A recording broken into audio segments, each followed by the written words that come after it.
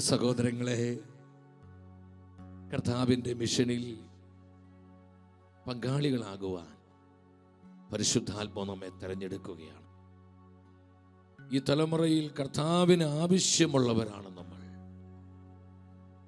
ഇന്ന് പരിശുദ്ധാത്മാവ് അന്വേഷിക്കുന്നതും ആത്മാവ് ആഗ്രഹിക്കുന്നതും സമർപ്പണമുള്ളവരെയാണ്. കർത്താവിൻ്റെ മിഷൻ പലയിടങ്ങളിലും പരാജയപ്പെടുന്നുണ്ടെങ്കിൽ, കർത്താവിൻ്റെ മിഷൻ പല രാജ്യങ്ങളിലും ദേശങ്ങളിലും അതിൻ്റെ അതിരുകൾ വിശാലമാകുന്നില്ലെങ്കിൽ അതിൻ്റെ ഒരു പ്രധാന കാരണം സമർപ്പണമുള്ളവരുടെ എണ്ണം കുറഞ്ഞു കുറഞ്ഞു വരുന്നു. ദൈവരാജ്യത്തിൻ്റെ വിശാലത ദൈവജനത്തിൻ്റെ സമർപ്പണത്തിന്മേലാണ്. കർത്താവ് ഈ മിഷന് വേണ്ടി വിളിച്ച നമ്മൾ ഓരോരുത്തരും ദൈവവചനത്തോടും കർത്താവ് ഏൽപ്പിച്ച ഈ ശുശ്രൂഷയോടും സമർപ്പണമുള്ളവരാകണം. എൻ്റെ സഹോദരങ്ങളെ, യോഹന്നാന്റെ സുവിശേഷം 19-ാം അധ്യായം 28-ാം വചനത്തിൽ നമ്മൾ കണ്ടതാണ് ആ വചനം. പരിശുദ്ധ വചനം പറയുന്നു, കുരിശിൽ കിടന്ന് കർത്താവ് നിലവിളിച്ചുകൊണ്ട് പറയുകയാണ്, എനിക്ക് ദാഹിക്കുന്നു. നമ്മുടെ കർത്താവ് നിലവിളിയോടെ പറഞ്ഞു, എനിക്ക് ദാഹിക്കുന്നു, എനിക്ക് ദാഹിക്കുന്നു. ആ വചനം നിങ്ങൾ ശ്രദ്ധിച്ച്, എന്താ കർത്താവ് പറഞ്ഞത്? എനിക്ക് ദാഹിക്കുന്നു, എനിക്ക് ദാഹിക്കുന്നു. എൻ്റെ സഹോദരങ്ങളെ, കർത്താവിൻ്റെ ഈ നിലവിളിക്കുള്ള ഉത്തരമാണ് നിന്റെ ജീവിതം, നിന്റെ ജീവിതം, നമ്മുടെ ജീവിതം. ഈ നിലവിളിക്കുള്ള ആൻസറാണ് നമ്മുടെ സമർപ്പണം. ഇന്ന് കർത്താവ് ആഗ്രഹിക്കുന്നത് സമർപ്പണമുള്ള ജീവിതങ്ങളെയാണ്, സമർപ്പണമുള്ള കുടുംബങ്ങൾ,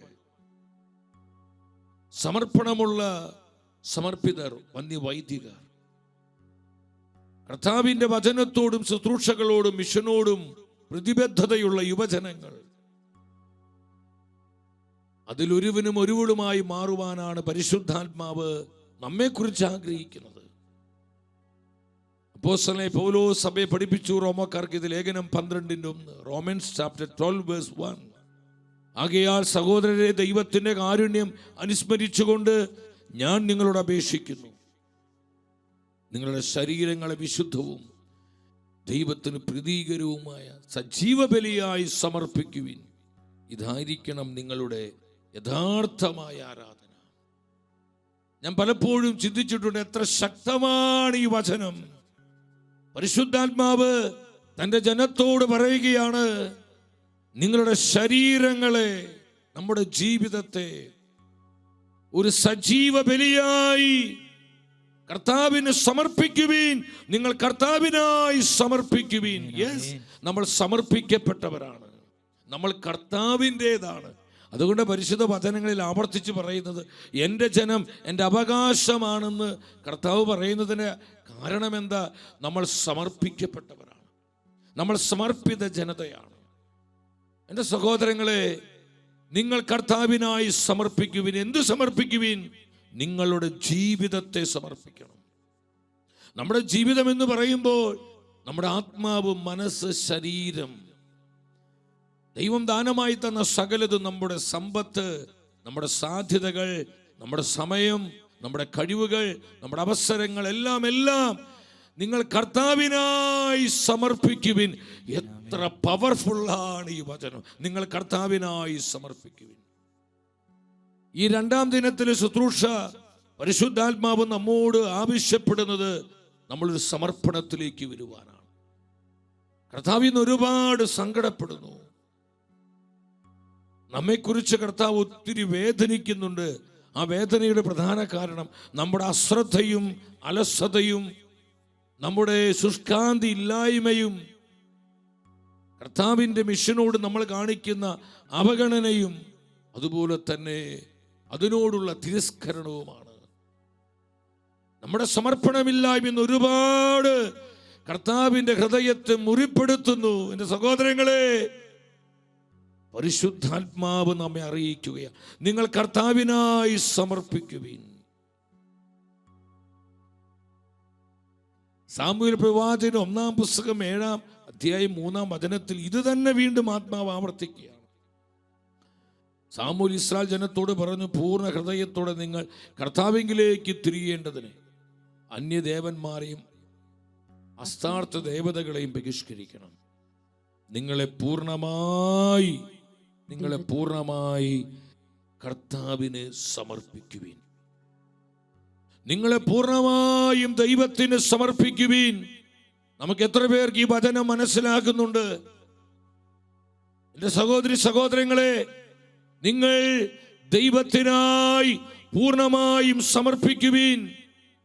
നമ്മുടെ ജീവിതം അനുഗ്രഹിക്കപ്പെടണമെങ്കിൽ, നമ്മുടെ ജീവിതങ്ങൾ ദൈവകൃപയിൽ സമ്പന്നമാകണമെങ്കിൽ, നമ്മുടെ ജീവിതത്തിന്റെ മേൽ പരിശുദ്ധാത്മ ശക്തി വ്യാപരിക്കണമെങ്കിൽ പരിശുദ്ധ വചനം പഠിപ്പിക്കുക, നിങ്ങൾ പൂർണ്ണമായും ദൈവത്തിനായി സമർപ്പിക്കുവിൻ. എന്താണ് നമ്മുടെ ഉത്തരവാദിത്വം? നമ്മൾ കർത്താവിനായി സമർപ്പിക്കപ്പെട്ടവരാണ്. എല്ലാം കർത്താവിനും അവന്റെ വചനത്തിനുമായി സമർപ്പിക്കുവാൻ വിളിക്കപ്പെട്ടവരാ. ഈ വചനം നമ്മൾ അനുസരിക്കുന്നില്ലെങ്കിൽ സഹോദരങ്ങളെ, നമുക്ക് ദൈവാനുഗ്രഹം സ്വീകരിക്കാൻ പറ്റില്ല.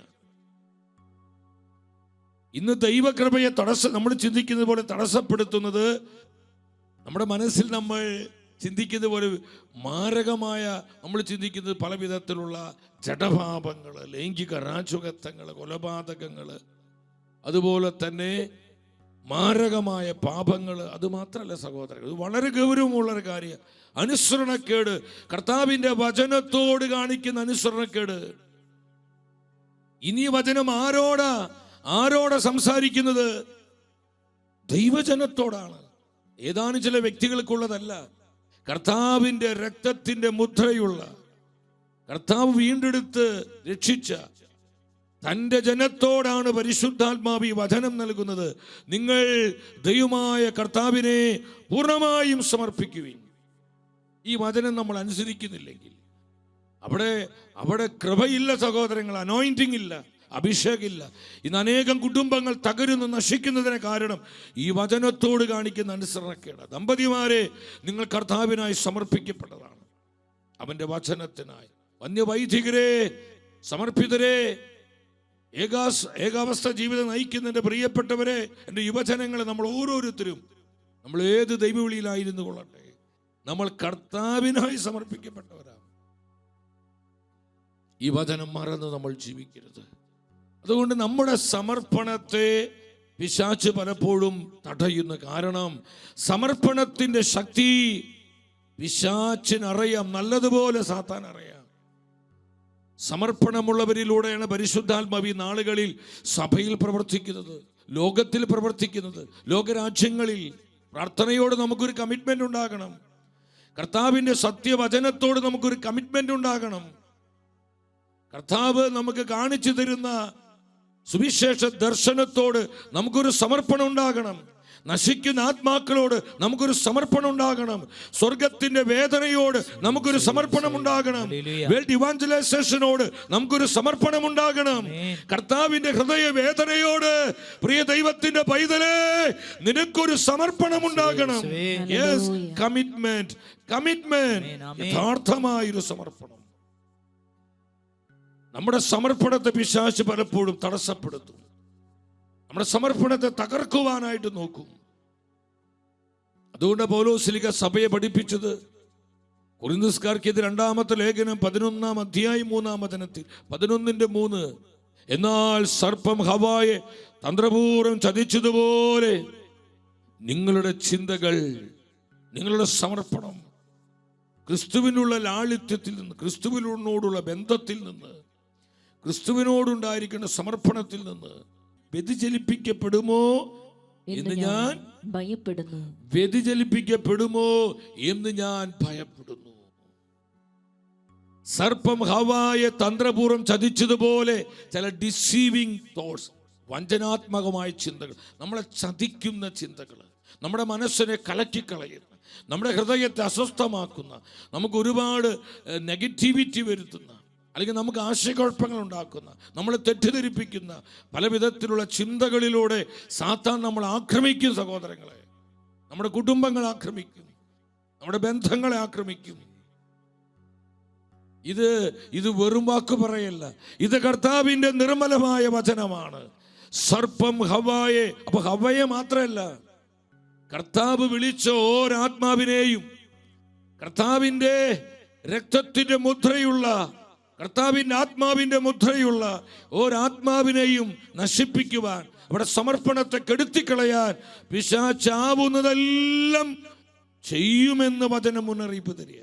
വചനമാണ് പറയുന്നത്. തന്ത്രപൂർവ്വം ചതിച്ചതുപോലെ ക്രിസ്തുവിനോടുണ്ടായിരിക്കേണ്ട ആ സമർപ്പണത്തിൽ നിന്ന്, ബന്ധത്തിൽ നിന്ന്, ആ ഹൃദയ ലാളിത്യത്തിൽ നിന്ന് നിങ്ങൾ വ്യതിചലിപ്പിക്കപ്പെടുമോ, നിങ്ങൾ മാറിപ്പോകുമോ? ഞാൻ ഭയപ്പെടുന്നു, ഞാൻ ഭയപ്പെടുന്നു. ഒരു കാര്യം നിങ്ങൾ മനസ്സിലാക്കി, സമർപ്പണത്തെ പിശാച് ഒത്തിരിയധികം ഭയപ്പെടുന്നുണ്ട്. സമർപ്പിത ആത്മാക്കളിലൂടെയാണ് പരിശുദ്ധാത്മ പ്രവർത്തിക്കുന്നതെന്ന് പിശാചിനെ നല്ലതുപോലെ അറിയാം. നമ്മൾക്ക് നല്ല പ്രവർത്തകരായ പോലെ സഹോദരങ്ങളെ, നമുക്ക് കമ്മിറ്റ്മെന്റ് ഉണ്ടാകണം. സമർപ്പണമാണ് പ്രധാനം. കർത്താവ് ഏൽപ്പിച്ച ഉത്തരവാദിത്തങ്ങളോട്, കർത്താവ് നമ്മുടെ മേൽ ഭരമേൽപ്പിച്ചിരിക്കുന്ന ദൗത്യങ്ങളോട് തികഞ്ഞ സമർപ്പണ ബോധം നമുക്കുണ്ടാകണം. ഏതൊരു ആത്മീയ ശുശ്രൂഷയുടെയും വളർച്ചയുടെ പുറകിൽ സമർപ്പണമാണ്. നമ്മുടെ ശാലോം എടുക്കും നിങ്ങൾ, ആഗോള സഭയ്ക്ക് തന്നെ ശാലോമിന്റെ ശുശ്രൂഷകൾ, ശാലോം ടെലിവിഷൻ വളരെ അനുഗ്രഹമായിട്ട് മാറി. അതൊരു ദിവസം കൊണ്ട്, 2 ദിവസം കൊണ്ട്, 1 മാസം കൊണ്ട് സംഭവിച്ചതല്ല. അതിനുവേണ്ടി സമർപ്പണം നടത്തിയ ചില ജീവിതങ്ങളുണ്ട്. നമ്മുടെ പ്രിയപ്പെട്ട നമ്മുടെ ബെന്നി സാറ്, ആരോടും പറയാൻ പറ്റാത്ത ചില സങ്കടങ്ങളും ആരും കാണാത്ത ചില കണ്ണുനീരുകളൊക്കെ അദ്ദേഹത്തിന്റെ ജീവിതത്തിൽ ഒരുപാട് വന്നിട്ടുണ്ട്. പലപ്പോഴും അദ്ദേഹം പറഞ്ഞ് നമ്മൾ കേട്ടിട്ടുണ്ട്. ഞാൻ വിശ്വസിക്കുന്നു, മനസ്സിനെ ഒരുപാട് കലക്കിക്കളയുമാറ് പലവിധ പ്രശ്നങ്ങൾ ഉണ്ടായിട്ട്, സഹനം ഉണ്ടായിട്ടുണ്ട്, വേദന ഉണ്ടായിട്ടുണ്ട്, ഹൃദയത്തെ തകർക്കുന്ന കണ്ണുനീരിന്റെ ചൂടേറിയ അനുഭവങ്ങൾ വന്നിട്ടുണ്ട്. ഇതിന്റെ നടുവിലും കർത്താവ് ഏൽപ്പിച്ച ശുശ്രൂഷയോടും മിഷനോടുള്ള ആ സമർപ്പണത്തിൽ ഉറച്ചു നിന്നതുകൊണ്ടാണ് ഇന്ന് ശാലോം സാർവത്രിക സഭയിൽ വലിയ അനുഗ്രഹമായി പരിശുദ്ധാത്മാവ് ഉയർത്തിയത്.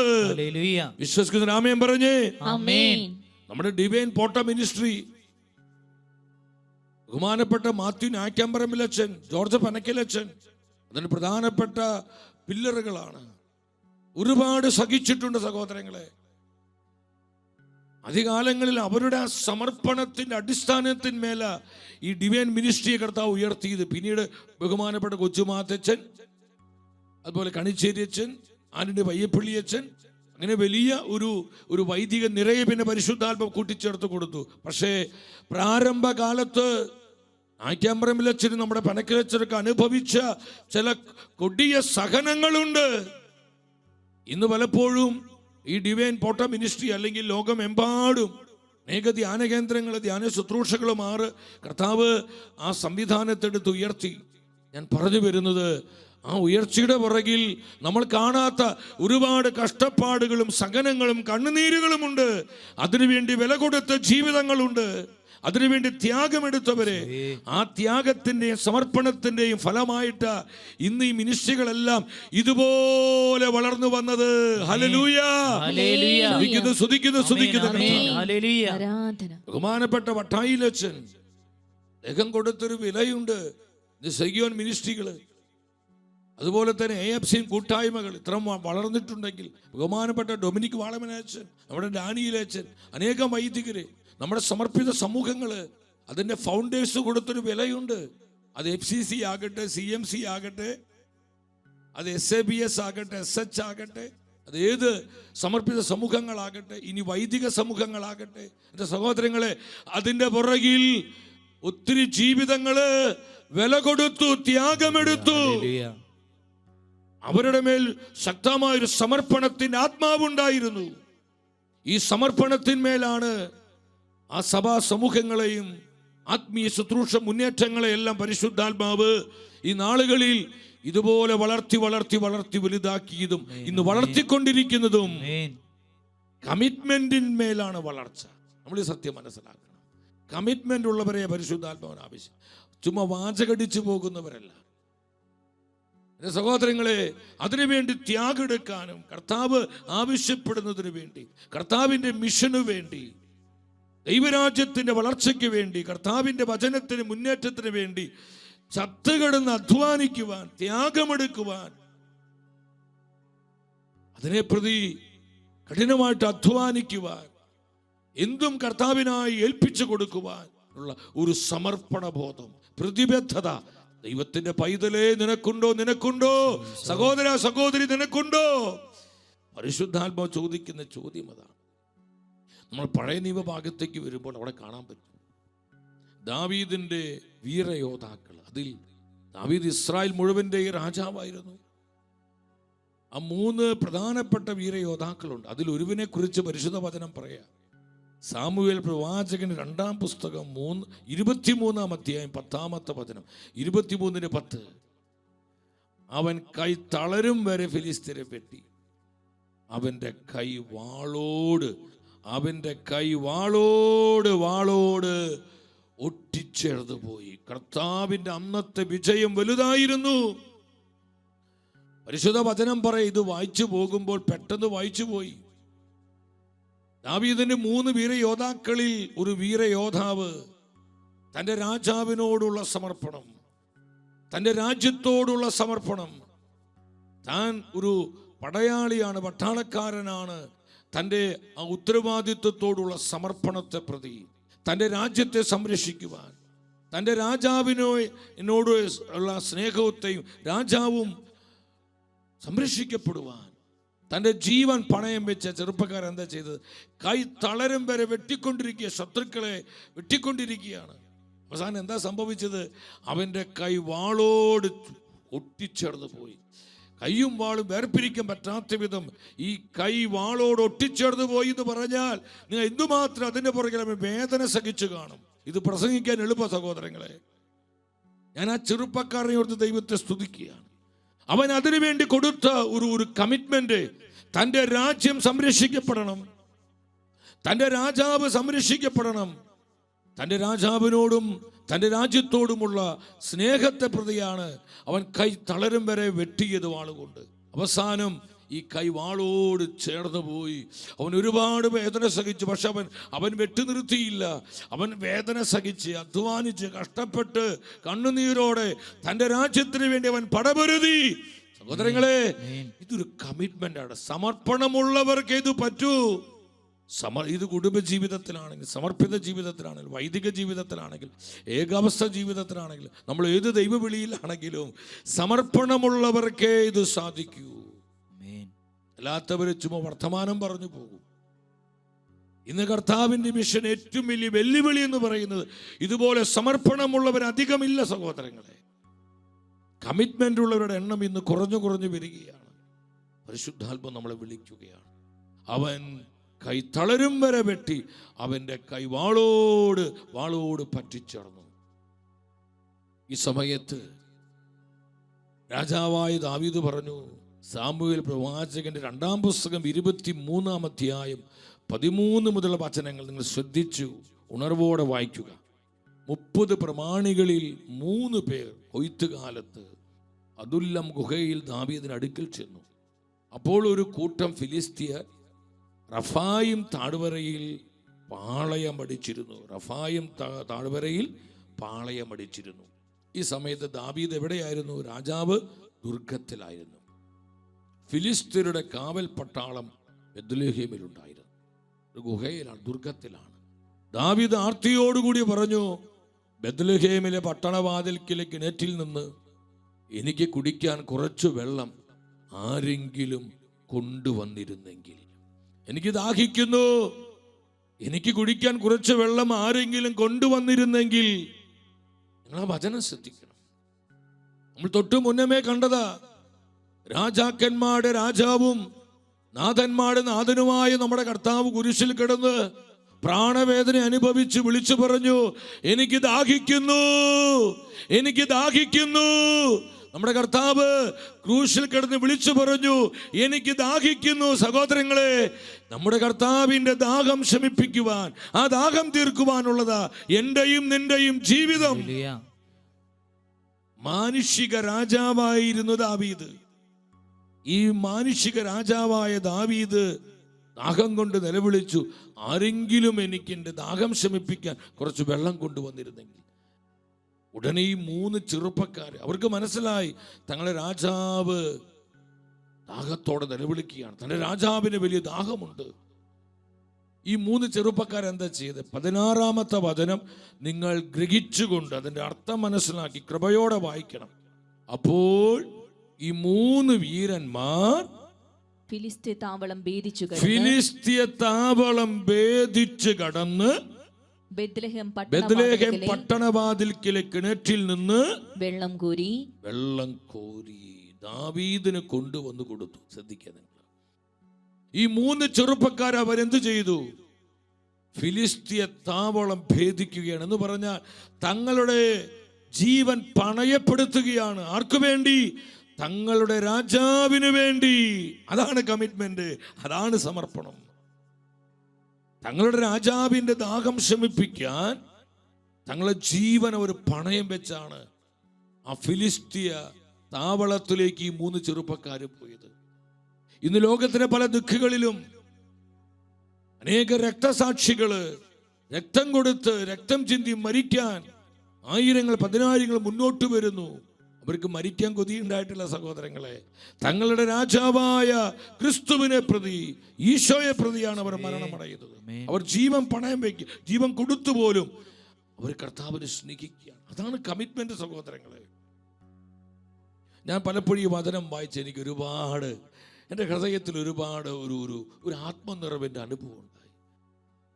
ഇതുപോലെയുള്ള ചെറുപ്പക്കാരെ, ഇതുപോലെയുള്ള ഇത്തരത്തിൽ സമർപ്പണമുള്ള കുടുംബസ്ഥരെ, വൈദികരെ, സമർപ്പിതരെ സഭയിൽ ഉണർന്നു കഴിഞ്ഞാൽ കർത്താവിൻ്റെ മിഷൻ ഈ നാളുകളിൽ ശക്തിയോടെ മുന്നോട്ട് പോകും. കർത്താവിൻ്റെ മഹത്വം സഭയിലൂടെ ലോകം ദർശിക്കുവാൻ പരിശുദ്ധാത്മാവ് വരുത്തും.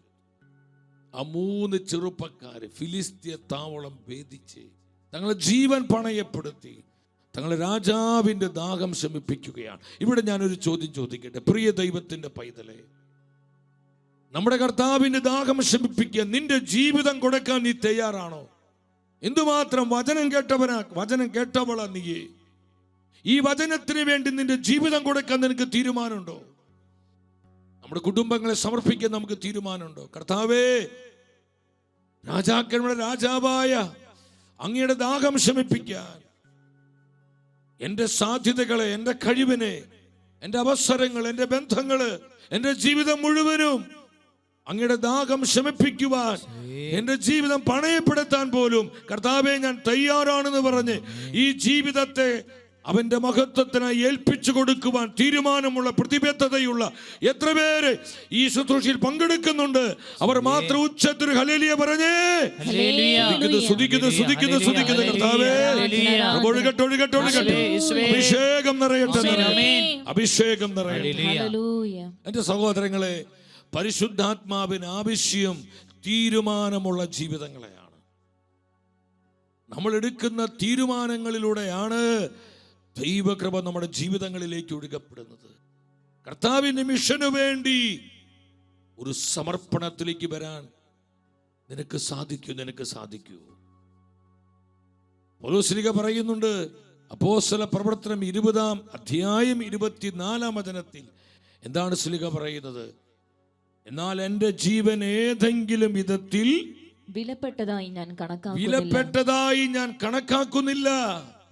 എന്റെ ഈ വിശ്വാസത്തിന്റെ ഓട്ടം പൂർത്തിയാക്കണമെന്നും ദൈവത്തിന്റെ കൃപയുടെ സുവിശേഷത്തിന് സാക്ഷ്യം നൽകാൻ കർത്താവായ യേശുവിൽ നിന്ന് ഞാൻ സ്വീകരിച്ചിട്ടുള്ള ദൗത്യം നിർവഹിക്കണമെന്നും മാത്രമേ ഞാൻ ആഗ്രഹിക്കുന്നുള്ളൂ. എത്ര ശക്തമാണ് പൗലോസിന്റെ നിലപാട്!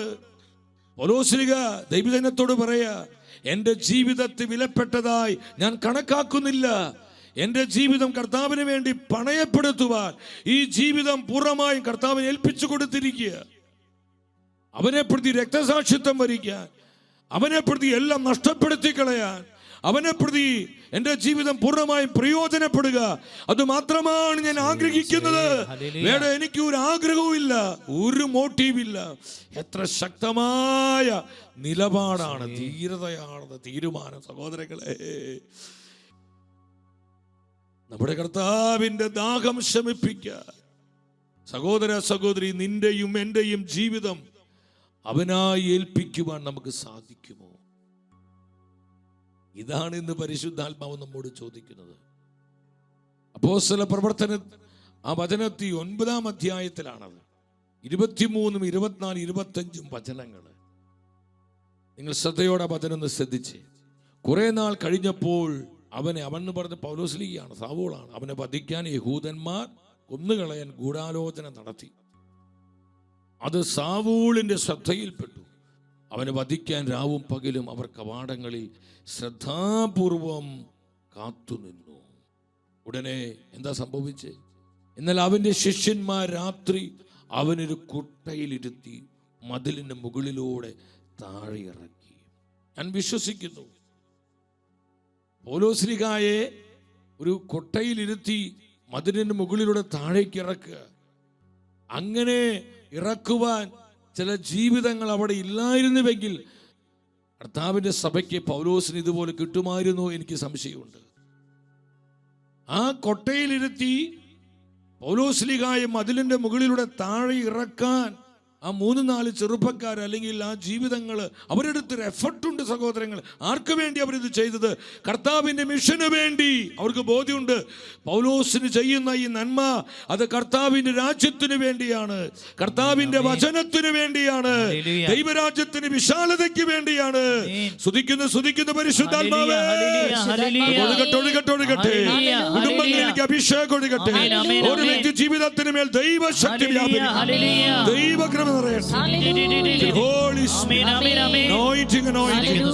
ഓരാത്മാവും വചനത്തിലും കൃപയിലും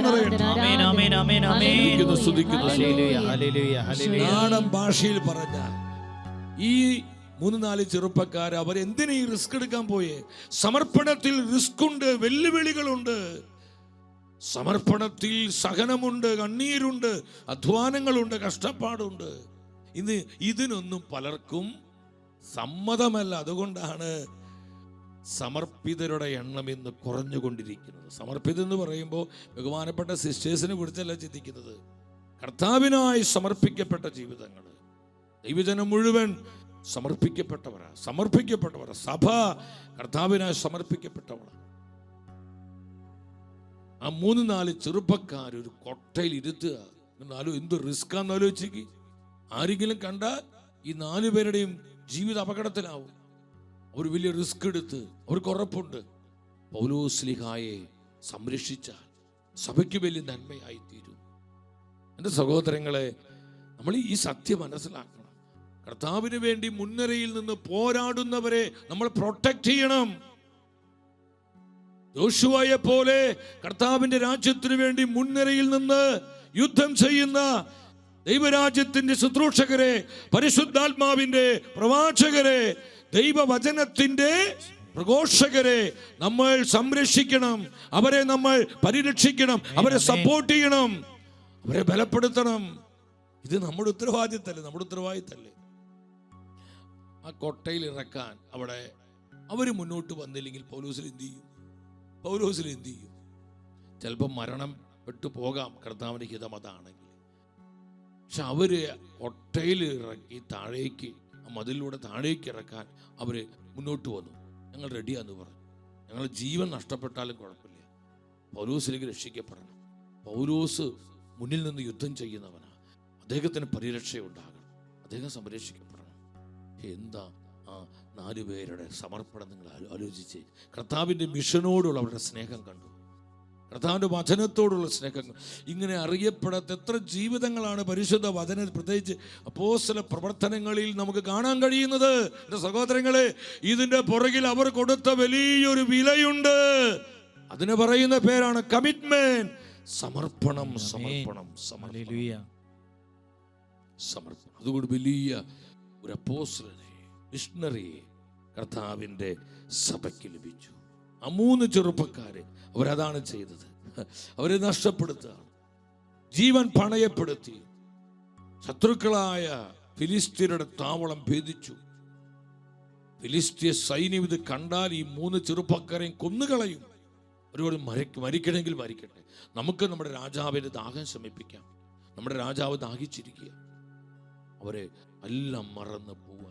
ഞാൻ ഒത്തിരി സന്തോഷമുണ്ട് സഹോദരങ്ങളെ, കർത്താവിനെ പ്രതി എല്ലാം നഷ്ടപ്പെടുത്തിയ ഒരുപാട് ജീവിതങ്ങൾ. നമ്മൾ നൈജീരിയയിലേക്ക് നോക്കുമ്പോൾ, സുഡാനിലേക്ക് നോക്കുമ്പോൾ, നമ്മുടെ ഭാരതത്തിൻ്റെ പല ഇടങ്ങളിലും പല ഗ്രാമങ്ങളിലും സെൻട്രൽ ഇന്ത്യയിലും നോർത്ത് ഈസ്റ്റിലും ഒക്കെ ഒരുപാട് ഇതുപോലെ നഷ്ടപ്പെടുത്തിയ ഒത്തിരി ജീവിതങ്ങളെ കാണാം. വെറും വാക്ക് പറയില്ല സഹോദരങ്ങളെ, കർത്താവിനെ പ്രതി എല്ലാം നഷ്ടപ്പെടുത്തിയവരെ, കർത്താവിനെ പ്രതി തങ്ങൾക്ക് ലാഭമായിരുന്ന പലതും ഉച്ഛിഷ്ടം പോലെ കരുതിയ അനേകം ജീവിതങ്ങളെ നമുക്ക് ഇന്ന് സഭയിൽ, ലോകത്തിൽ പലയിടങ്ങളിലും നമുക്ക് കാണാൻ പറ്റും. അവരെത്ര ബ്ലെസ്സഡാന്ന് ഞാൻ ചിന്തിക്കുകയാണ്. പൗലോസ്ലീഹ പറഞ്ഞില്ലേ, ഫിലിപ്പി സഭയ്ക്ക് ലേഖനം 3-ാം അധ്യായം അവിടെ 7-8 വചനങ്ങൾ ഇവയെല്ലാം ക്രിസ്തുവിനെ പ്രതി നഷ്ടമായി ഞാൻ കണക്കാക്കി. മാത്രമല്ല, എൻ്റെ കർത്താവായ യേശു ക്രിസ്തുവിനെ പറ്റിയുള്ള ജ്ഞാനം കൂടുതൽ വിലപ്പെട്ടതാകയാൽ സർവവും നഷ്ടമായി തന്നെ ഞാൻ പരിഗണിക്കുന്നു. എൻ്റെ കർത്താവിനെ പ്രതി ഞാൻ സകലതും നഷ്ടപ്പെടുത്തുകയും ഉച്ഛിഷ്ടം പോലെ കരുതുകയും ചെയ്യുന്നു.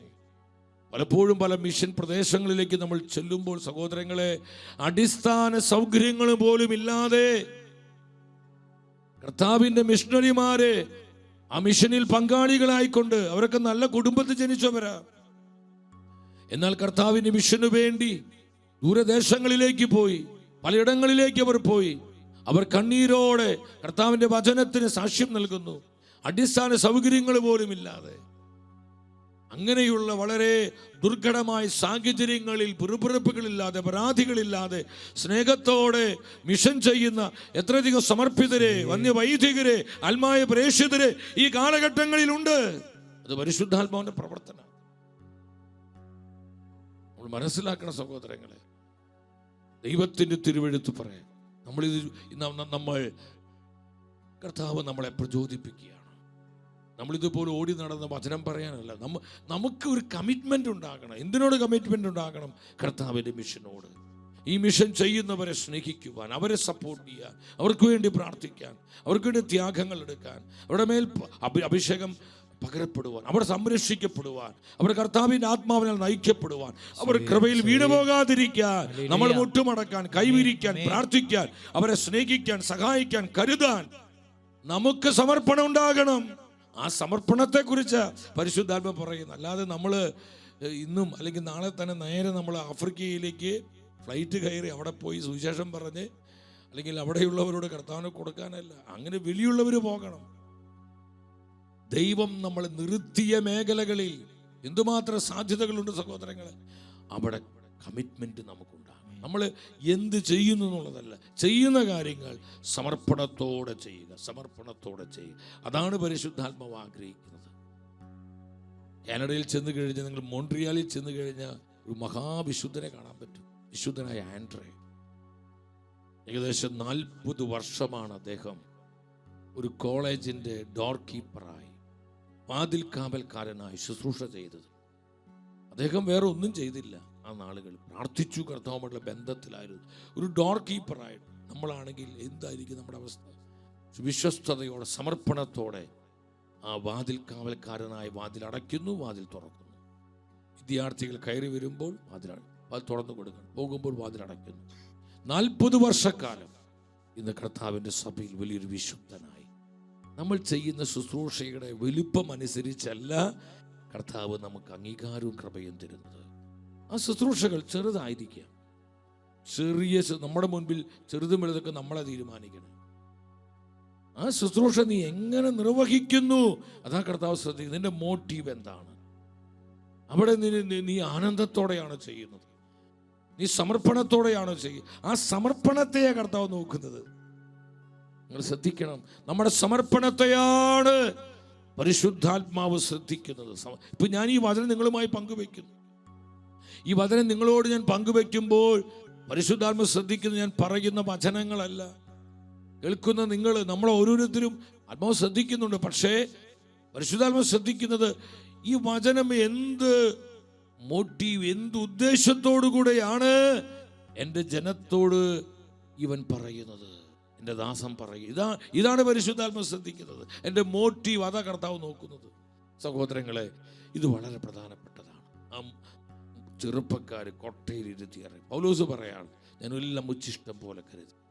കർത്താവിനെ പ്രതി നഷ്ടപ്പെടുത്തിയ ഒത്തിരിയേറെ ജീവിതങ്ങൾ ഈ കാലഘട്ടത്തിൽ നമുക്ക് കാണാൻ പറ്റും. ഇരു കരങ്ങൾ എടുത്തിട്ട് 3 പ്രാവശ്യം സ്വരമുയർത്തി യേശുവേ എന്ന് വിളിച്ചേ. ഈശോ ഈശോ,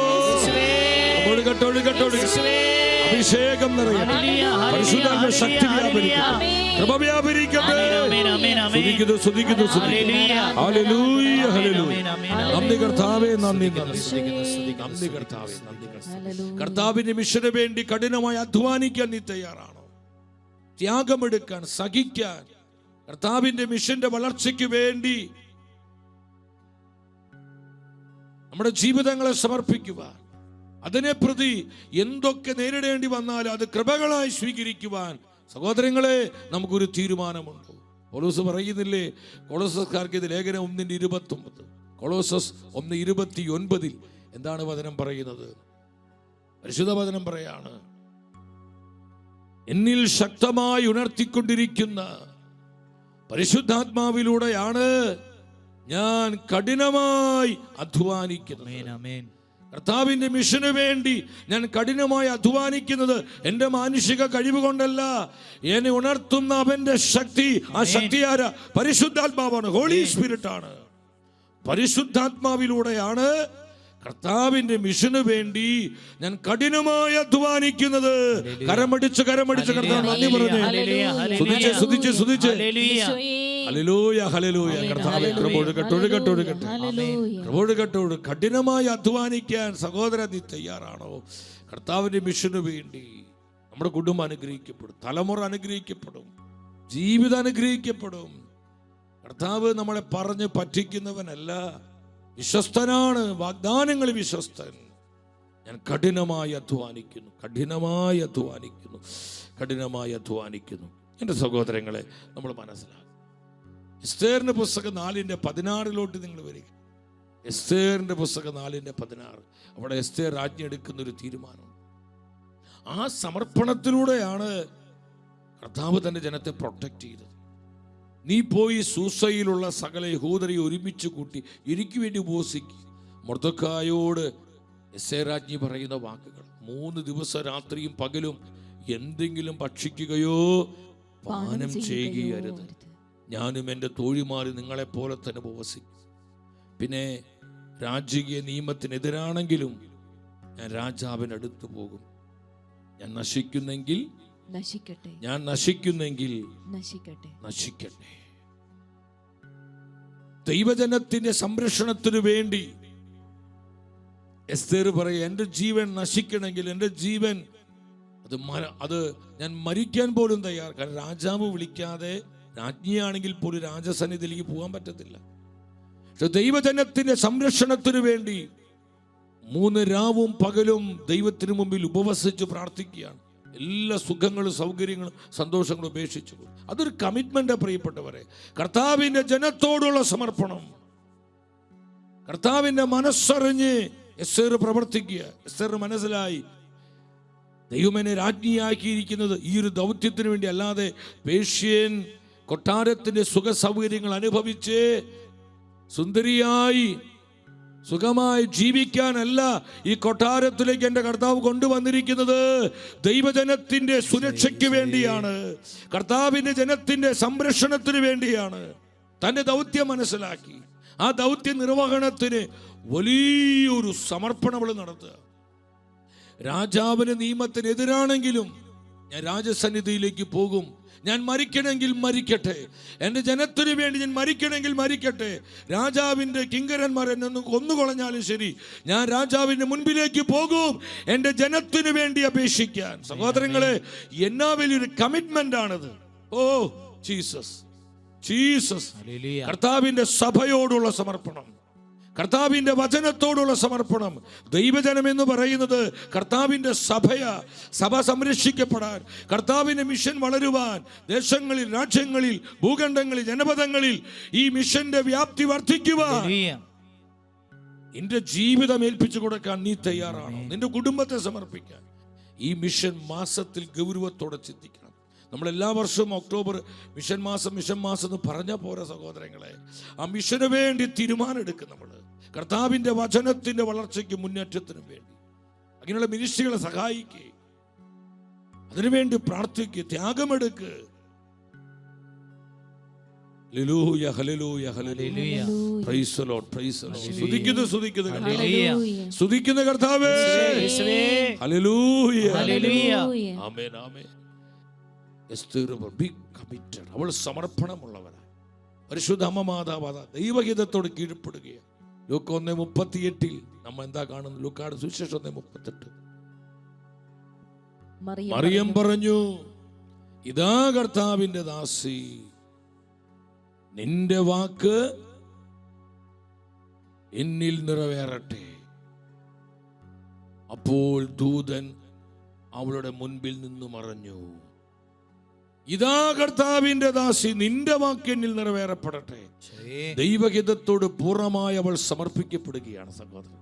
കമ്മിറ്റഡായി. നിങ്ങൾ ചിന്തിച്ചു നോക്കിയേ, ഈ സമർപ്പണത്തിന് വേണ്ടി നമ്മുടെ അമ്മ മാതാവ് കൊടുത്തൊരു വിലയുണ്ട്. ഞാൻ നിങ്ങളോട് പറയട്ടെ, കർത്താവിൻ്റെ മിഷന്റെ വളർച്ചയ്ക്ക് വേണ്ടി സഹിക്കാൻ നമ്മൾ തയ്യാറാണോ?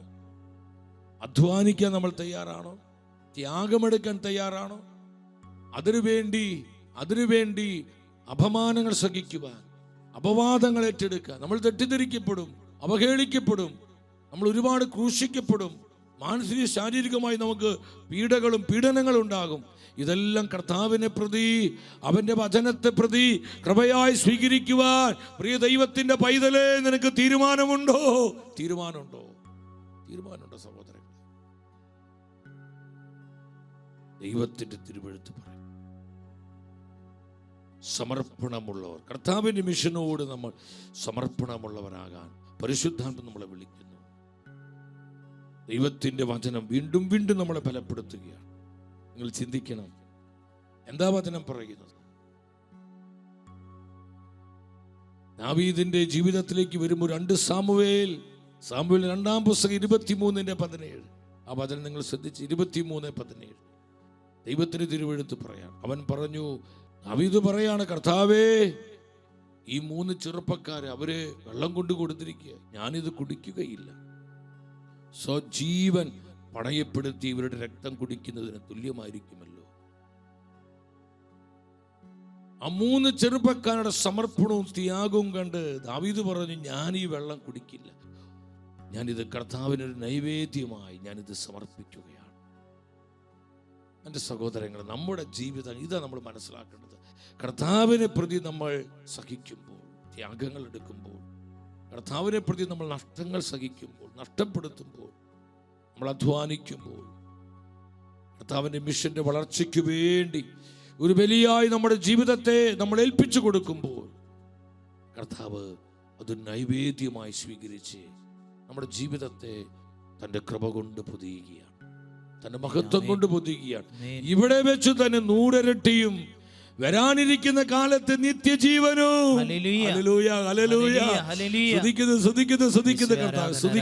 വരാനിരിക്കുന്ന കാലത്ത് നിത്യജീവൻ. ഇവിടെ വെച്ച് തന്നെ 100 ഇരട്ടി നഷ്ടപ്പെടുത്തിയ സമർപ്പിതർക്ക് കർത്താവ് കൊടുക്കുന്ന റിവാർഡാണ്. നമ്മൾ ഈ സത്യം മനസ്സിലാക്കണം എൻ്റെ പ്രിയപ്പെട്ടവരെ. കാരണം നമ്മുടെ സമർപ്പണത്തിന്റെ അടിസ്ഥാനം എന്ന് പറയുന്നത് എന്താണ്?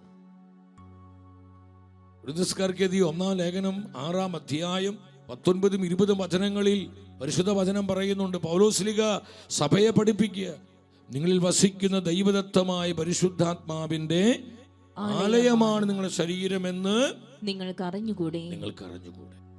നിങ്ങൾ നിങ്ങളുടെ സ്വന്തമല്ല, നിങ്ങൾ വിലയ്ക്ക് വാങ്ങപ്പെട്ടവരാണ്. ആകയാൽ നിങ്ങളുടെ ശരീരത്തിൽ ദൈവത്തെ മഹത്വപ്പെടുത്തും. നിങ്ങൾ വിലയ്ക്ക് വാങ്ങപ്പെട്ടവരാ. നമ്മൾ നമ്മുടെ സ്വന്തമല്ല, കർത്താവ് സ്വന്തം രക്തം കൊടുത്ത് വിലയ്ക്ക് വാങ്ങിയത്. നമ്മൾ കർത്താവിനുള്ളവരാണ്. നമ്മൾ അവനായി ഇതാണ് സമർപ്പണത്തിന്റെ അടിസ്ഥാനം. നമ്മൾ വിലയ്ക്ക് വാങ്ങപ്പെട്ടവരാ. നമ്മൾ സ്വന്തമായി നേടിയതല്ല ഈ ജീവിതം. ഈ ജീവിതത്തിന്റെ വില നമ്മുടെ കർത്താവിന്റെ ജീവന്റെ വിലയാണ്, അവന്റെ രക്തത്തിന്റെ വിലയാണ്. ആമേൻ. സ്തുതിക്കുന്നു കർത്താവ്. അതുകൊണ്ട് പരിശുദ്ധ വചനം പറയും, നിങ്ങളെ തന്നെ സമർപ്പിക്കുവീൻ എന്ന് വചനം പറയുന്നതിന് കാരണം ഈ ജീവിതം കർത്താവ് തന്നത്. അതെങ്ങനെ തന്നു? സ്വന്തം രക്തം കൊടുത്ത്. കർത്താവ് തൻ്റെ രക്തം പകരം കൊടുത്തു നമ്മുടെ ജീവനെ നേടുവാൻ, നമ്മൾ വിലയ്ക്ക് വാങ്ങാൻ. അതിനാൽ നിങ്ങൾ സ്വന്തമല്ല. അപ്പൊ സഹോദരങ്ങളെ, നമ്മുടെ കഴിവും നമ്മുടെ സമയവും നമ്മുടെ സമ്പത്തും, ഞാൻ പലപ്പോഴും ചിന്തിക്കും, ചില സമയങ്ങളിലൊക്കെ പല വിധത്തിൽ ഞെരുക്കങ്ങളും ക്ലേശങ്ങളും അതുപോലെ തന്നെ ഈ ശുശ്രൂഷകളെ തിരക്കുകളൊക്കെ വരുമ്പോൾ ചിലപ്പോഴൊക്കെ മാനസികമായി ചിലപ്പോൾ നമ്മൾ ഒത്തിരി ചില സഫറിങ്, ചില ബുദ്ധിമുട്ടുകളും ക്ലേശങ്ങളൊക്കെ നമുക്ക് വരും. പലപ്പോഴും ചിന്തിക്കാറുണ്ട്, ദൈവമേ ഇത്രയും തിരക്ക് വേണം, ഇങ്ങനെ കർത്താവിൻ്റെ രാജ്യത്തിന് വേണ്ടി കഷ്ടപ്പെടണം, അധ്വാനിക്കണം എന്നൊക്കെ. ഒരു അധ്വാനം കഷ്ടപ്പാടും ചിന്തിച്ച ഒന്നും തന്നെ ഇല്ല. പക്ഷേ ചില സമയത്ത് നമ്മളങ്ങനെ ചിന്തിച്ചു പോകും, ഇത്രയൊക്കെ വേണം കർത്താവേ, ഒരുപാട് ഒത്തിരി അധ്വാനം കൂടിപ്പോകുന്നുണ്ടോ, സമയം കിട്ടാത്തതുപോലെ ഒക്കെ പലപ്പോഴും നമുക്ക് അനുഭവപ്പെടും. പക്ഷെ ആ സമയങ്ങളിലൊക്കെ പരിശുദ്ധാത്മാവ് ബലപ്പെടുത്തുന്നൊരു കാര്യമാണ്. ഇതെല്ലാം നമുക്ക് എപ്പോഴും കർത്താവിനായി പ്രയോജനപ്പെടാൻ പറ്റില്ല, നിങ്ങൾ മനസ്സിലാക്കണം. നമ്മൾ ആഗ്രഹിച്ചാൽ പോലും കർത്താവിനായി പ്രയോജനപ്പെടാൻ പറ്റാത്ത ചില അവസരങ്ങളും സമയങ്ങളും നമ്മുടെ ജീവിതത്തിൽ വരാൻ സഹോദരങ്ങളെ. അതുകൊണ്ട് തന്നെ കർത്താവ് അനുവദിക്കുന്ന ഈ സമയങ്ങൾ മാക്സിമം അങ്ങ് പ്രയോജനപ്പെടണം. ആ ഒരു കമ്മിറ്റ്മെന്റിലേക്ക് നമ്മൾ വരേണ്ടത്. ഞാൻ എൻ്റെ കൂടെയുള്ള എൻ്റെ പ്രിയപ്പെട്ടവരോട് പറയാറുണ്ട്, എപ്പോഴും നമുക്ക് ഇതുപോലെ പ്രയോജനപ്പെടാൻ പറ്റുകയില്ല. ഇവിടെ പറ്റുന്ന സമയങ്ങളിൽ മാക്സിമം കർത്താവിന് കൊടുക്ക്. കാരണം നമ്മൾ നമ്മുടെ സ്വന്തമല്ല, ഇതെല്ലാം കർത്താവിൻ്റെ ദാനമാണ്. നമ്മുടെ സമയം, നമ്മുടെ കഴിവ്, നമ്മുടെ കുടുംബം, നമ്മുടെ മാതാപിതാക്കൾ, നമ്മുടെ സഹോദരൻ, ജീവിത പങ്കാളി, മക്കള്, നമ്മുടെ പണം, നമ്മുടെ സാധ്യതകൾ, നമ്മുടെ വൈഭവങ്ങൾ, നമ്മുടെ മാനുഷിക ശേഷികൾ എല്ലാം കർത്താവിന്റെ ദാനമാണ്. ഇതൊന്നും നമ്മുടേതല്ല. നിങ്ങൾ സ്വന്തമല്ല. നിങ്ങൾ വിലയ്ക്ക് വാങ്ങപ്പെട്ടവരാ. അതിന് കർത്താവ് കൊടുത്ത വിലയാണ് തന്റെ സ്വന്തം ജീവൻ, തന്റെ രക്തമാണ് കർത്താവ് അതിന് വിലയായി കൊടുത്തത്, പകരമായി കൊടുത്തത്. സഹോദരങ്ങളെ, ഇതാണ് സമർപ്പണത്തിന്റെ അടിസ്ഥാനം. അതുകൊണ്ട് ബി കമ്മിറ്റഡ്. കർത്താവിന്റെ മിഷനോട് സമർപ്പണമുള്ളവരാണ്. ഇങ്ങോട്ട് നോക്കി നിങ്ങൾ കർത്താവിന്റെ ഈ വചനത്തോട്, നിർമ്മലമായ വചനത്തോട് സമർപ്പണമുള്ളവർ, കർത്താവിന്റെ സഭയോട് സമർപ്പണമുള്ളവരാകണം. നമ്മുടെ സമർപ്പണം വർദ്ധിക്കണം. സമർപ്പണമുള്ളവരെ പരിശുദ്ധാത്മാവ് ആഗ്രഹിക്കുന്നു. നമ്മുടെ സമർപ്പണത്തെ കെടുത്താൻ പിശാച്, കൊത്തിപ്പറിക്കാൻ നോക്കും പിശാച്. അത് നമ്മൾ വളരെ കെയർഫുൾ ആകണം. നമ്മുടെ സമർപ്പണത്തെ തകർക്കാൻ നമ്മൾ ഒന്നിനെയും അനുവദിക്കരുത്. അവിടെ നമ്മൾ അലർട്ടായിരിക്കണം, ജാഗ്രതയുള്ളവരായിരിക്കണം. ഉൽപ്പത്തി പുസ്തകം 15:11 പരിശുദ്ധ വചനം പഠിപ്പിക്കുക. ഉൽപ്പത്തി 15:11 എന്താ വചനം പറയുന്നത്? ആ യാഗപീഠത്തിൽ ബലിവസ്തുക്കൾ വെക്കുക, ആ ബലിവസ്തുക്കളിലേക്ക് ആ പിണത്തിന്മേൽ കഴുകന്മാർ ഇറങ്ങി വന്നപ്പോൾ അബ്രഹാം അവയെ ആട്ടിയോടിച്ചു.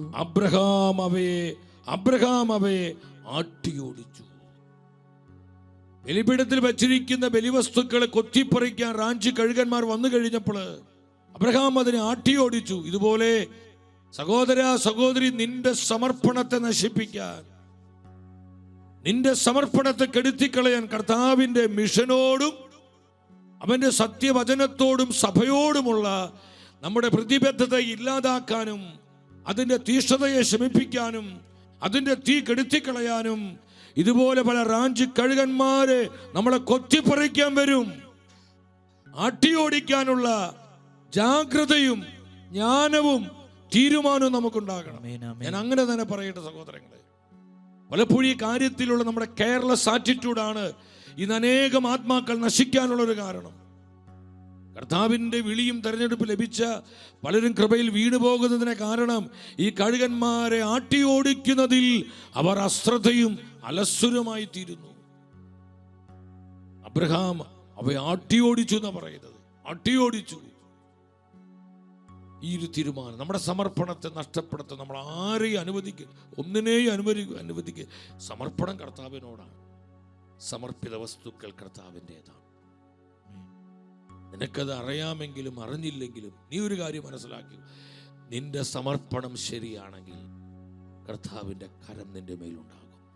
നീ വിശ്വസിച്ചാലും വിശ്വസിച്ചില്ലെങ്കിലും, നിനക്കത് അനുഭവിക്കാൻ പറ്റുന്നില്ലെങ്കിലും, പ്രിയ ദൈവത്തിന്റെ പൈതലേ, ഞാൻ ഉറപ്പോടെ പറയട്ടെ, നിന്റെ ജീവിതത്തിന്റെ മേൽ കർത്താവിന്റെ കരമുണ്ടാകും. കർത്താവിന്റെ കരമുണ്ടാകും. നീ ആ കരത്തിന്റെ മറവിലാണ്, നീ ആ കരത്തിന്റെ തണലിലാണ്. ആർക്കും നിന്നെ തകർക്കാൻ പറ്റില്ല, ആർക്കും നിന്നെ പരാജയപ്പെടുത്താൻ പറ്റില്ല. അതുകൊണ്ട് കർത്താവ് പറഞ്ഞു, ജോഷുവ, നിന്റെ ആയുഷ്കാലത്തിൽ ആർക്കും നിന്നെ പരാജയപ്പെടുത്താൻ സാധിക്കുകയില്ല. കാരണം യു ആർ ചോസൻ. നിന്റെ മേൽ എൻ്റെ കരമുണ്ട്. മോശയോട് കൂടെ എന്നതുപോലെ ഞാൻ നിന്നോട് കൂടെ ഇരിക്കുന്നവനാണ്. നിന്റെ മേൽ എൻ്റെ കരമുണ്ട്. നിന്റെ ജീവിതത്തിൽ എൻ്റെ സാന്നിധ്യമുണ്ട്. ഹല്ലേലൂയ. സന്തോഷത്തോടെ 3 ഹല്ലേലൂയ പറഞ്ഞ് കർത്താവിന് മഹത്വം കൊടുത്തേ. ഹല്ലേലൂയ. ശക്തിയോടെ സ്തുതിക്കുന്നു. കൃപൊഴുകട്ടെ. ഞങ്ങളുടെ സമർപ്പണത്തെ വർദ്ധിപ്പിക്കണമേ. കർത്താവിന്റെ മിഷനോടുള്ള സമർപ്പണത്തെ വർദ്ധിപ്പിക്കണമേ. പരിശുദ്ധാത്മാവേ, ഹോളി സ്പിരിറ്റ്.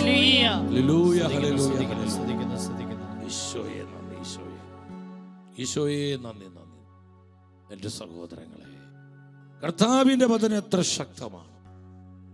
നമ്മൾ വീണ്ടും ന്യൂ ടെസ്റ്റ്മെന്റിലോട്ട് വന്നേ. അവിടെ അപ്പോസ്തല പ്രവർത്തനങ്ങൾ 14-ാം അധ്യായം 19, 20, 21 പൗലോസ്ലീഹായുടെ കർത്താവിൻ്റെ മിഷനോടുള്ള അദ്ദേഹത്തിൻ്റെ കമ്മിറ്റ്മെന്റും തീഷ്ണതയും പ്രതിബദ്ധതയും വെളിപ്പെടുത്തുന്ന വചനമാണിത്.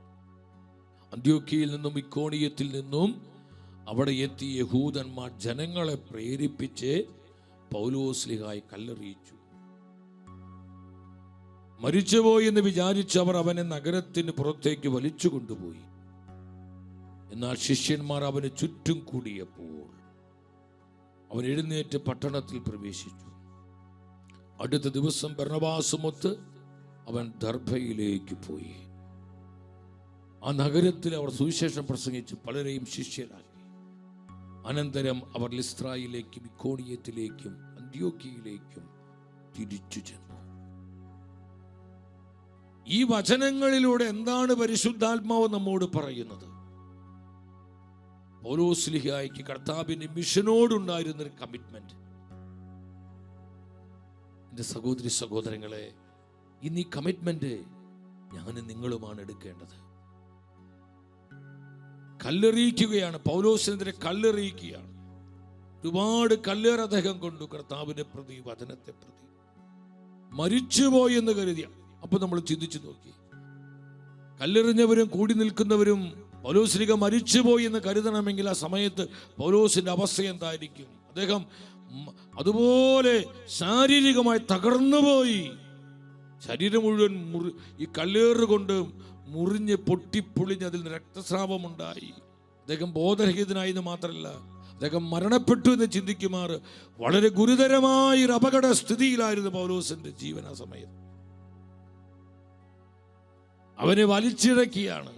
ഈ പട്ടികളെ വലിച്ചിഴച്ച് കൊണ്ടുപോകുന്നപ്പോൾ വലിച്ചിഴച്ച് പട്ടണത്തിലേക്ക് പുറത്തേക്ക് കൊണ്ടുപോയി. ഇതൊന്നും പൗലോസ്ലീഹ തനിക്ക് വേണ്ടിയല്ല, കർത്താവിന്റെ മിഷന് വേണ്ടിയാണ്. എൻ്റെ സഹോദരങ്ങളെ, നമുക്ക് ഒരു പൗലോസായിട്ട് ഇതുപോലെ ചിലപ്പോൾ ചെയ്യാൻ എല്ലാവർക്കും പറ്റിയില്ല. അത് പൗലോസിലേക്ക് കർത്താവ് കൊടുത്ത പ്രത്യേക വലിയ അഭിഷേകമായിരുന്നു. പക്ഷെ നമ്മളായിരിക്കും നമ്മുടെ കുടുംബത്തിൽ നിന്ന്, നമ്മുടെ തൊഴിൽ മേഖലകളിൽ, നമ്മുടെ ബിസിനസ് മാർഗങ്ങളിൽ, ശുശ്രൂഷ മണ്ഡലങ്ങളിൽ, നമ്മുടെ ബന്ധുമിത്രങ്ങളിൽ, നമ്മുടെ സുഹൃത്ത് ബന്ധങ്ങളിൽ, നമ്മുടെ പരിചയക്കാരിൽ, അവിടെയെല്ലാം കർത്താവിൻ്റെ മിഷനു വേണ്ടി, ആ മിഷന്റെ വളർച്ചയ്ക്ക് വേണ്ടി, അതിന്റെ വ്യാപനത്തിനു വേണ്ടി കർത്താവ് നമ്മോട് പറയുന്ന സഹനങ്ങള് കൃപകളായി സ്വീകരിക്കാൻ നിനക്ക് സാധിക്കുമോ? ഇതാണ് കർത്താവ് ചോദിക്കുന്നത്. എൻ്റെ സഹോദരങ്ങൾ, പിറുപിറുക്കാതെ പരാതികൾ നമുക്ക് പല കാര്യങ്ങളും ചെയ്യാൻ പറ്റും. നമുക്കിതുപോലെ കല്ലേറ് കൊണ്ട് മരണകരമായ ഒരു അവസ്ഥയിലേക്ക് പോകാൻ പറ്റിയില്ല. നമ്മുടെ ജീവിതത്തിൻ്റെ സാഹചര്യങ്ങളിൽ കർത്താവിൻ്റെ വചനത്തിൻ്റെ വളർച്ചയ്ക്കും വ്യാപനത്തിനും വേണ്ടി നമുക്ക് ഒത്തിരി കാര്യങ്ങൾ ചെയ്യാൻ പറ്റും സഹോദരങ്ങളെ. പരിശുദ്ധാത്മാവ് പല ഹൃദയങ്ങളെയും പ്രേരിപ്പിക്കുന്നുണ്ട്. നമുക്ക് അതിനുവേണ്ടി പ്രാർത്ഥിക്കാൻ പറ്റും, അതിനുവേണ്ടി സാമ്പത്തികമായി സഹായിക്കാൻ പറ്റും, അപ്രകാരമുള്ളവരെ സ്നേഹിക്കാൻ പറ്റും, അവരെ കരുതാൻ പറ്റും, അവർക്ക് പിന്തുണ അറിയിക്കാൻ പറ്റും, അവർക്ക് ബലം കൊടുക്കാൻ പറ്റും, അവരെ എൻകറേജ് ചെയ്യാൻ, പ്രോത്സാഹിപ്പിക്കാൻ പറ്റും. ഇതൊക്കെ നമുക്ക് ചെയ്യാൻ പറ്റുന്ന ശുശ്രൂഷയല്ലേ? ഇതൊക്കെ കർത്താവിന്റെ മിഷനോടുള്ള കമ്മിറ്റ്മെന്റിന്റെ അടയാളങ്ങളാണ് സഹോദരങ്ങളെ. എല്ലാവരും കല്ലേറുകൊണ്ട് പൗലോസ്ലീഹയെ പോലെ ആകാനല്ല പരിശുദ്ധാത്മ പറയുന്നത്. ദൈവം നിന്നെ നിർത്തിയ മേഖലകളിൽ നീ ഇതുപോലെ കമ്മിറ്റ്മെന്റ് ഉള്ളവനാകണം, പ്രതിബദ്ധതയുള്ളവളാകണം. അതാണ് കർത്താവ് നമ്മളെ ഓർമ്മിപ്പിക്കുന്നത്. വലിച്ചഴച്ചു കൊണ്ടുപോയി അവൻ മരിച്ചു എന്നെല്ലാവരും വിചാരിച്ചു. എന്നാൽ ശിഷ്യന്മാർ ഒരുമിച്ച് കൂടിയപ്പോൾ, ഇതാണ് അഭിഷേകമുള്ളവർ ഒന്നിക്കുമ്പോൾ അവിടെ പരിശുദ്ധാത്മാവിന്റെ സ്പാർക്ക് ഉണ്ടാകും. വലിയൊരു ഡെലിവറിംഗ് പവർ, കർത്താവിന്റെ വിമോചനത്തിന്റെ ശക്തി പൗലോസിന് മേൽ ഇറങ്ങി വന്നു. മരണകരമായ അവസ്ഥയിൽ നിന്ന് പരിശുദ്ധാത്മാവ് തന്റെ പ്രവാചകനെ, തന്റെ അപ്പോസ്തലനെ എഴുന്നേൽപ്പിക്കുകയാണ്. ഇതാണ് അഭിഷേകമുള്ളവർ ഒന്നിക്കുമ്പോൾ ഉണ്ടാകും. അനോയിന്റിംഗ് ഉള്ളവർ ഒന്നിക്കണം. നമ്മൾ ഈ ലോകത്തിൻ്റെ അരൂപിയിലും ലോകത്തിൻ്റെ സുഖഭോഗങ്ങളിലല്ല നമ്മൾ ഇമ്പം കണ്ടെത്തേണ്ടത്. കർത്താവിനെ കണ്ടുമുട്ടിയവരുമായിട്ടുള്ള കൂട്ടായ്മകൾ, ബന്ധങ്ങൾ നമുക്കുണ്ടാകണം. പരിശുദ്ധാത്മാവിന്റെ പ്രവർത്തനമുള്ള മിനിസ്ട്രികളുമായി നമുക്ക് ബന്ധമുണ്ടാവണം. എൻ്റെ സഹോദരങ്ങളെ, നമ്മളിത് വളരെ ശ്രദ്ധിക്കണം. അവർ ഒന്നിച്ചു കൂടിയപ്പോൾ പൗലോസ് എഴുന്നേറ്റ് നിന്നാ പറയുന്നത്. അവൻ എഴുന്നേറ്റു.